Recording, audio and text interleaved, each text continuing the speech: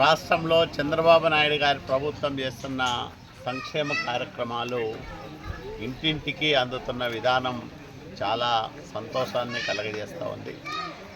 ఇక్కడ ఎక్కువ మంది చేనేత కార్మికులు నేతన్న సేవలో పథకానికి అర్హులుగా ఉన్నారు.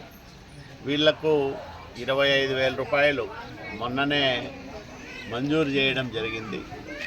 సోమవారానికంతా వాళ్ళ ఖాతాల్లో జమ అవుతుంది. చాలామందికి అర్హుల జాబితాలో చోటు దక్కినందుకు సంతోషాన్ని వ్యక్తం చేస్తూ ఉన్నారు.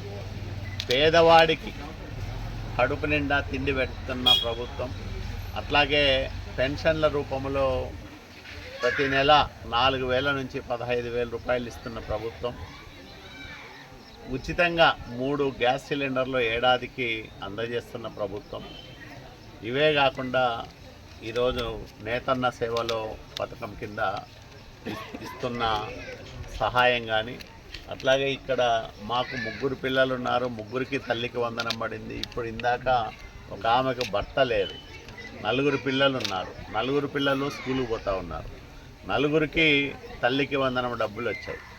ఆ ఆమెకు వితంతు పెన్షన్ వస్తూ ఉంది.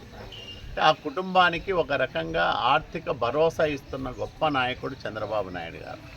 చంద్రబాబు నాయుడు గారు ఈ రకమైన సహాయాలు చేయకపోయి ఉంటే భర్తను పోగొట్టుకున్న ఆ ఆడపడుచు చాలా ఇబ్బంది పడేది. ఈరోజు పిల్లలందరినీ గౌరవంగా పోషిస్తూ చదివిస్తూ ఉందంటే దానికి కారణం చంద్రబాబు నాయుడు గారి పరిపాలన సౌలభ్యం, అట్లాగే ఆయన మానవత్వం.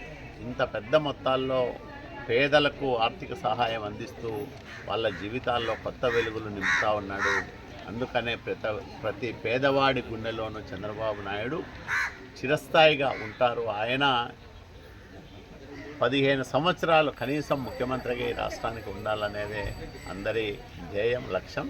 ఆ లక్ష్య సాధన దిశగా అందరూ అందిస్తున్న ఆశీస్సులు, ఆదరణ ఖచ్చితంగా ఈ రాష్ట్రానికి మేలు చేస్తాయని మేము నమ్ముతా ఉన్నాం.